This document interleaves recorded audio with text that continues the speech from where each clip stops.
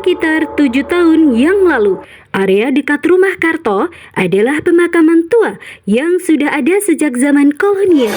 Namun, proyek pembangunan jalan tol pemerintah membuat semua makam itu digusur dan diratakan. Sejak saat itu, suasana di sekitar rumah Karto yang terletak agak ke dalam dari tepi tol sering terasa berbeda. Kadang angin terasa dingin atau ada suara-suara aneh di tengah malam. Padahal tak ada siapapun di sana. Malam itu, selepas pulang kerja narik angkot, Karto benar-benar merasa kelelahan. Seusai makan malam, ia lalu merebahkan diri di kasur tanpa sempat mematikan lampu kamar. Entah jam berapa tepatnya, Karto tiba-tiba terbangun karena mendengar suara gaduh di luar, seperti suara orang banyak yang sedang tertawa dan berbicara riuh. Dengan mata setengah mengantuk, ia mendengarkan lebih seksama. Suara itu datang dari arah jalan tol di dekat rumahnya. Padahal biasanya malam-malam di jam segitu hanya terdengar suara mobil tronton yang lewat sesekali. Karto bangun pelan-pelan, menatap istri dan anaknya yang masih tertidur pulas. Rasa penasaran membuatnya melangkah ke depan. Ia mencoba mengintip dari jendela kaca depan,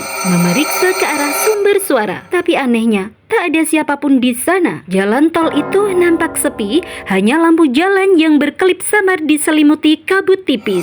Dalam hati Karto bergumam, tadi jelas sekali suara orang tertawa. Ia beberapa kali mengucek matanya, memastikan bahwa dia belum sepenuhnya bermimpi. Namun, suasana kini benar-benar terasa sunyi. Karena terlanjur tak bisa tidur, Karto akhirnya membuat secangkir kopi. Baru saja duduk di kursi ruang tamu, suara itu kembali terdengar. Bahkan lebih jelas dan lebih ramai dari sebelumnya, seperti suara pesta. Rasa takut dan penasaran bercampur jadi satu. Dengan langkah hati-hati, Karto mengambil senter dan berjalan menuju tepi jalan tol. Saat tiba di pinggir tol, Karto pun terkejut. Di tengah jalan, tampak sebuah bus tua berwarna biru kusam terparkir. Di sekelilingnya, segerombolan orang, ada laki-laki, wanita, bahkan anak-anak, tampak duduk jongkok sambil makan bersama. Tiba-tiba, mereka semua berhenti dan menatap Karto secara bersamaan. Raut wajah mereka pucat, matanya tajam, pakaiannya kotor. Di tangan mereka,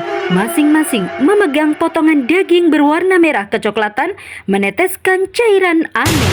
Karto seketika tercekat kaget. Samar-samar, hidungnya mencium bau daging terbakar menyengat. Lalu, salah satu di antara mereka tersenyum menyeringai ke arahnya. Dalam pandangan samar cahaya senter, Karto bertanya-tanya, apa yang sebenarnya mereka lakukan di tengah malam begini? Dan apakah sebenarnya yang mereka makan? Kenapa wajah mereka semua aneh? Karto bergidik ngeri.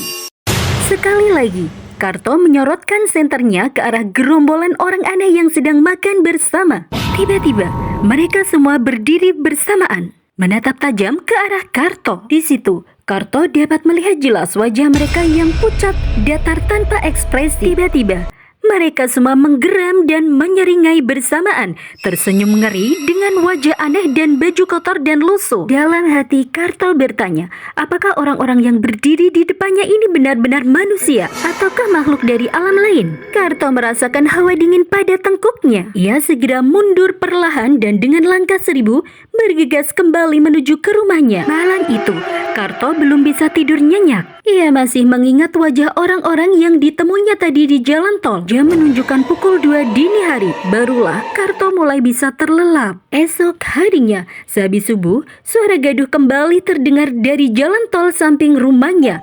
Suara sirine mobil ambulans dan suara gaduh dari warga. Karto segera bangun dari kasurnya, mencoba keluar rumah melihat apa yang sedang terjadi di luar sana. Tampak dari jauh di sana, di jalan tol, banyak warga ramai berkumpul.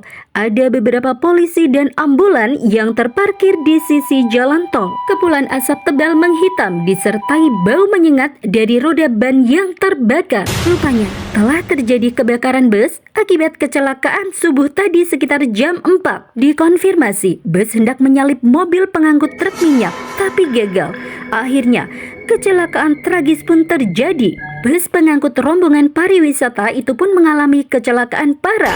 Semua penumpang di dalamnya dinyatakan meninggoy terpanggang. Hanya satu orang yang bisa diselamatkan. Karto yang melihat kejadian ini berdiri mematung di antara kerumunan warga dan polisi.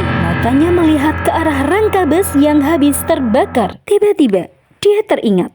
Bukankah bus itu yang tadi malam dilihatnya terparkir di sini? Lalu, siapakah orang-orang yang ditemuinya semalam? Mereka semua yang tampak sedang memakan daging bakar.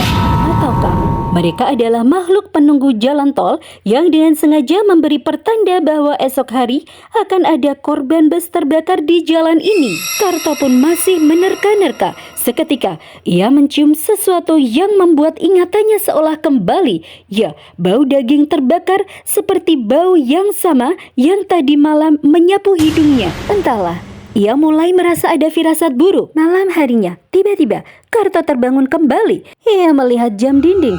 Jam menunjukkan pukul 2 dini hari. Tiba-tiba, dari kejauhan, samar-samar, telinganya kembali mendengar suara ramai riuh. Sama seperti yang dia dengar kemarin malam dari arah jalan tol. Suara sekelompok orang yang sedang berpesta. Karto tahu ada sesuatu di luar sana yang tidak beres. Seketika, Karto pun segera merebahkan badannya kembali ke kasur. Dia tidak mau lagi beranjak keluar melihat apa yang terjadi. Karto tahu pasti makhluk yang riuh di luaran sana bukanlah manusia.